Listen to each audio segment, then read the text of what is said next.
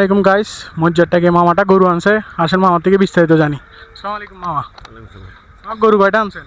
16 piece. কোন জায়গা থেকে আসছে মামা? এই জায়গাতেই আছে। এইখানেরই, আমাদের এলাকারই, চট্টগ্রামের। তো আপনার নামটা কি মামা? মোহাম্মদ নাসিরউদ্দিন। তো আপনার সাথে যোগাযোগ করতে পারলে মানে নাম্বারটা দেওয়া যাবে একটু?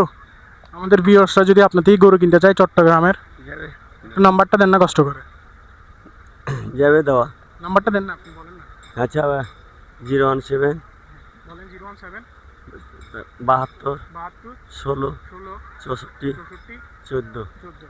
তো মামা এই নাম্বারে আপনার সাথে যোগাযোগ করলে আমাদের ভিউয়ার্সরা যে কোনো সময় আসতে পারবে। কোরবানির আগে পর্যন্ত তো আপনার থেকে গরু আসবে মামা। পুরুলিয়া এসেছি এখন। আসেন না, একটু গরুগুলোর আইডিয়া দেন আমাদেরকে একটু কষ্ট করে।